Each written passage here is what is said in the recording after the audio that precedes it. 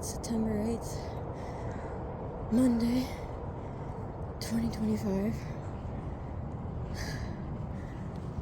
I just want to talk about story ideas and the other world.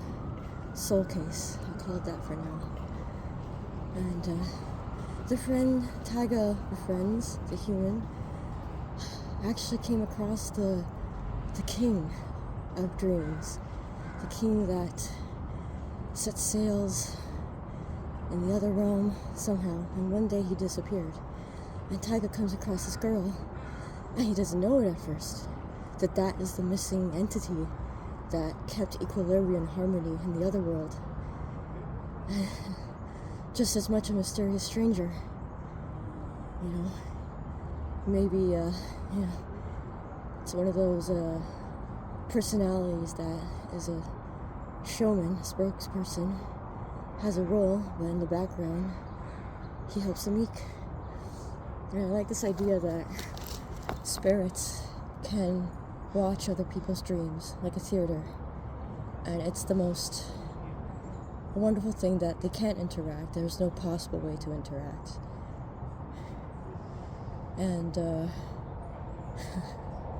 Nicodemus Andrews is obviously an inspiration for the one that can actually engage in dreams but not alter them. He just hops from one moment to another, like Paprika. I really like the idea. There's two rare breeds, and then there's one that was a space, maybe. I'm still thinking it out.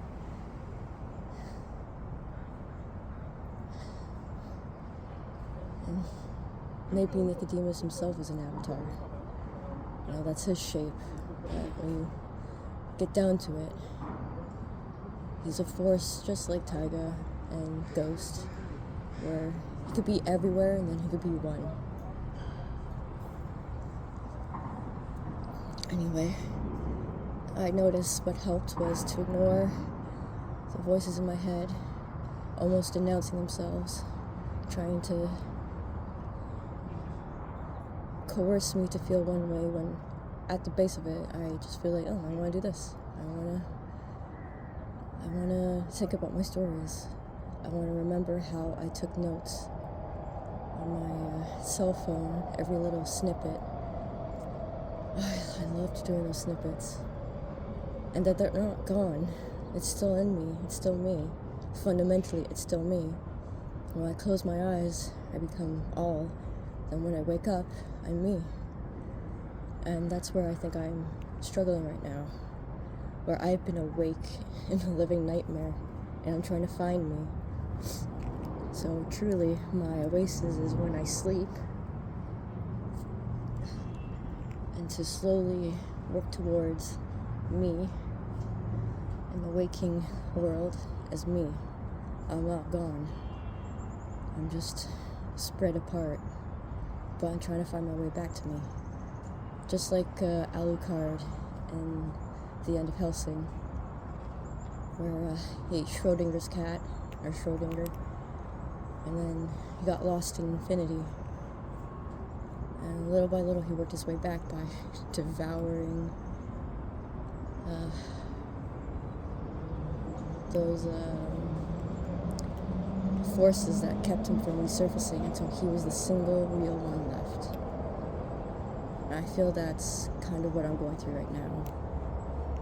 There are moments where I'll be interested in listening, and then I'll get caught up in not wanting to listen. And then somehow, moments later, I forget that was the goal, to ignore, because it's sticky, it catches my attention. And this is where being relentlessly, shamelessly into that pushy, hey, look at this. Let's read this book. Oh, look at this word. Let's look at this word. And that's a new way for me to act, but I think it's something important, because the skill to remember that grounding is about doing that one simple task, that predictable task that I know I can do, and keep doing it. And even when there's voices around happening, try and get my attention, or making it harder for me to focus on what I already know, to slow down and notice and continue on. And the goal isn't to make everything disappear. It's to practice, yeah, I see this has happened. I choose to continue with what I'm doing right now. And I think there's been a naive, on my part, idea that what happens if I do get my attention caught? What happens if this and this gets caught? What if I get distracted? And I think that is the uncanny thing I haven't been able to understand, but I'm understanding it now, is it will happen anyway. And it's to continue anyway. And there will be some days where it's not going to relieve as much as it would be nice. And then there'll be days where I am a little more confident and assertive. And I'm at a point where I don't need to assert that I am abandoning myself by doing this. Or there are assertions that don't need to happen. And right now, truly, it's understanding my habits, images, as a normal human being, because I've been fucked up for the last couple of years with quote-unquote visions that aren't actually real.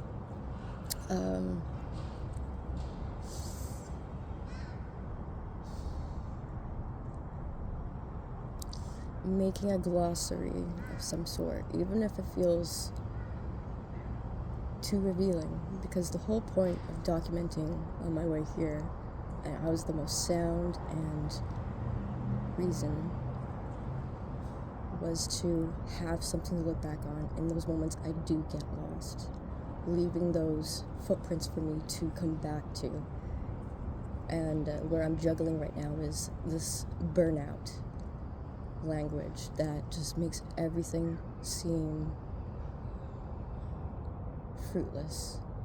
And because I've heard so many words from both sides, it's difficult not to resist. Oh, I heard this word said too many times in this situation. Oh, now I hear it again in this good situation. Now I have to technically go, well, I mean, they did both do good, but no, it's not about that. It's about the present. What do I want right now? Because that has left.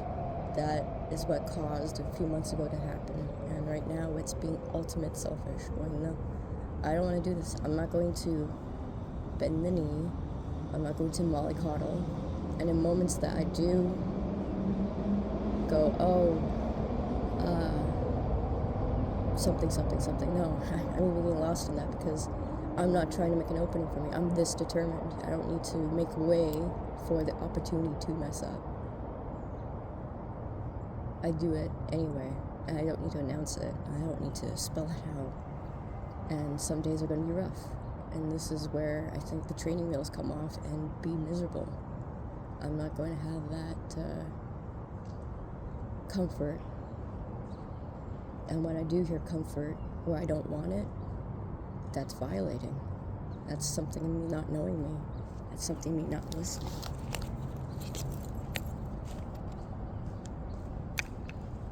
I like the idea that there are no bad parts.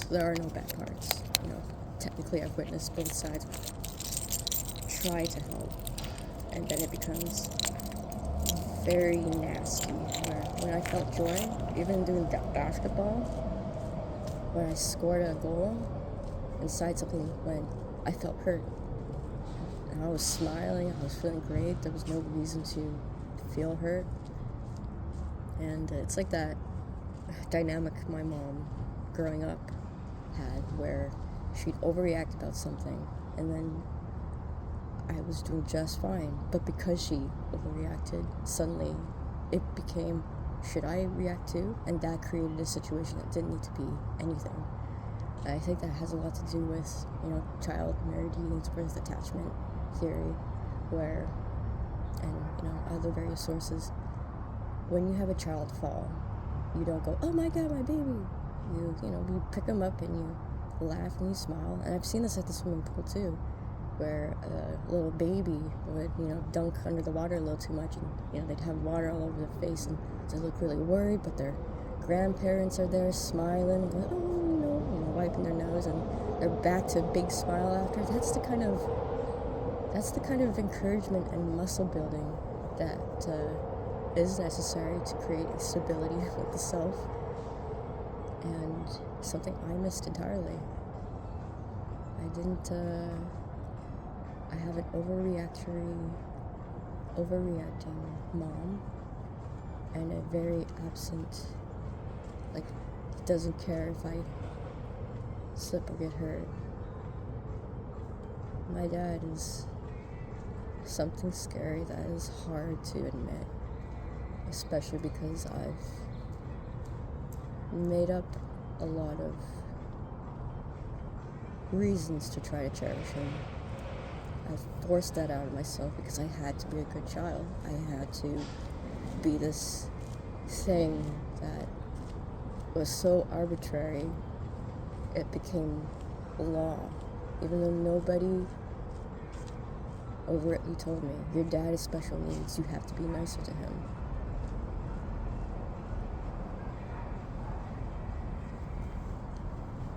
And I know I'm an incredibly intelligent person. I'm highly intelligent. And because I spent my life thinking in so many different ways, when it comes to thinking back to me, I have a difficult time seeing me as a singular shape. Absolutely. And then my own personal feelings that spread out. So I've had to have this back and forth. I've had to leave notes to reflect back to me.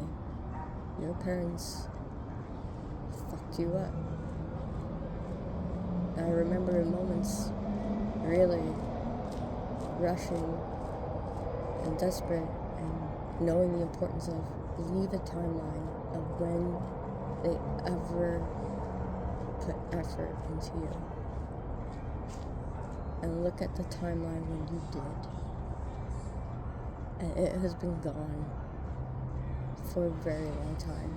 And because I'm an orphan, essentially, any attention, any form of, oh, they did this for me, suddenly becomes a massive umbrella when it's not. That's the delusion. It's the distortion. And I remember being in the middle of distortions where it's a fog that takes over. It is something spooky. Because you could have all sense of reason, and then in a moment, a perspective shifts, and your sense of reasoning and everything that grounded you just disappears. It's absent. It's a frightening amnesic state that becomes reality. And that's what I have been facing the past few years. And, speaking out loud like this helps me find metaphors and examples that I can reflect back to myself. Because it has become exhausting, note-taking and trying to make that simpler. And even behind these recordings, because it is an ebb and flow.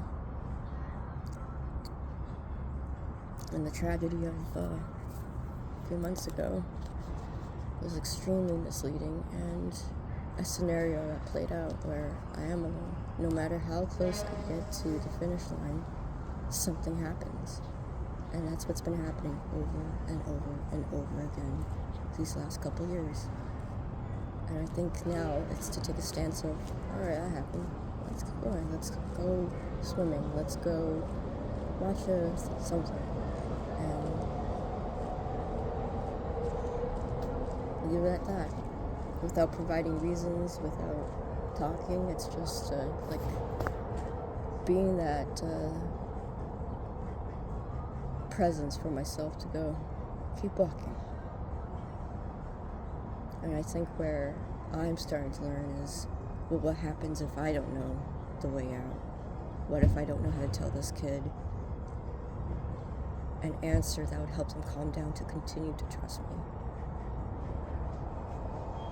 And that's where faith, a leap of faith, on the wisdom to myself, and I've been searching for, to me, the higher adults, the guardians, were Nicodemus, Andrews, and Davian.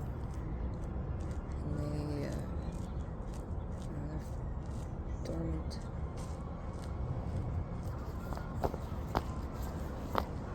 And in the meantime, I can write stories that I know I already got permission from Nicodemus that I could do it. I think my own insecurities, something he probably didn't anticipate at all, took over. And hallucinations. And sleeping with hallucinations. I could believe it. There's a reason why Akiva and Uncle Bob are gone. And, Dagan cared so much about me. I don't think he could abandon me. I think he might have his own soft spot where a lot of him lingered behind. He was the last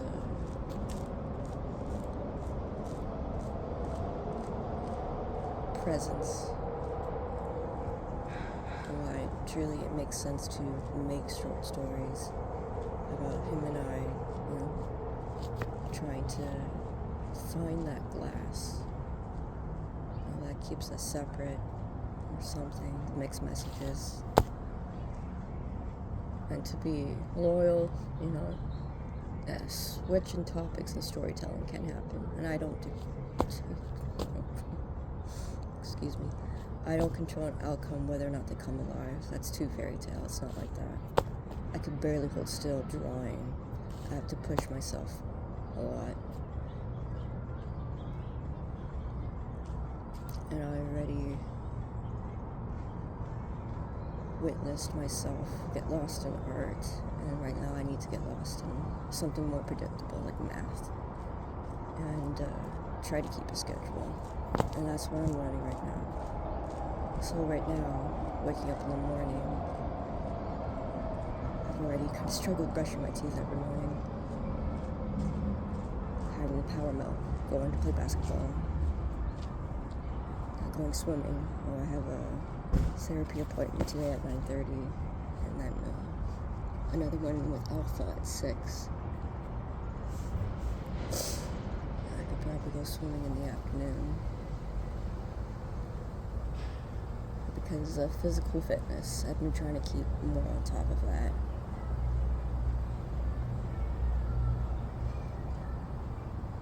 And the bigger things in life that need my attention, I'm not in any state to address them. And the shitty reality of feeling cornered. And really, I need to put a timeline in front of me of how much effort they ever put into me in my entire life. It ends pretty fast. And where there was any effort, there was blackmail. Emotional blackmail. From both of them. And my dad went on to make his own peace with how horrible of a husband he was without ever having the conversation with mom. Without ever having a conversation with me, being an awful absent parent, and just self-congratulating himself without seeking retribution with me, retribution with mom. I don't like the tragedy. I hate it. I hate how I witness lonely people. It's something straight from hell where you witness the two most alone people in the entire universe, and somehow you're supposed to separate yourself from them, from ever being there for them, because they were the ones that hurt you too, that caused you an entire childhood, an entire stability, an entire life of questioning. That was the curse they left me. That's the hurt they left me. That's the scar itself. I am always questioning. And past a point, I need to cross that bridge over and over again, because it's not just one time that this is enough. And where this hurt comes from, this demand that just can't keep.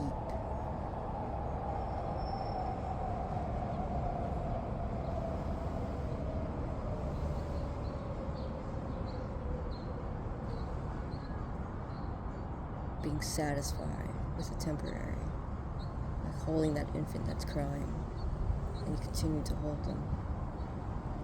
Now, mine no words, so ignoring them almost feels like I'm abandoning them. And I've already witnessed this where, irrational thoughts, words, they shift because they're just nerves echoing and trying to get your attention. They're thoughts. They're literally just thoughts, and I had thoughts take control for a very long time. I treated them like people, and the powerful entities in my life were Nicodemus, Andrews, and Dagon, and everything was already left behind for me to continue on, and always holding on to hope. belief. And sometimes it's angering to have to keep believing when you're all alone. That's a very real emotion. That's incredibly real, and I'm learning that. I'm learning not to mix that up with proof that you were never here, and if I hadn't kept going, I would have died. And it's more, I have had such a connection of safety, of cherish, of belief in you, that I continue believing. And it doesn't matter at all or nothing to get angry in moments, to go, why aren't they here? It is valid. It doesn't mean now the magic is gone. Now I've lost that steady streak of I've believed for infinity and beyond you'd always come back.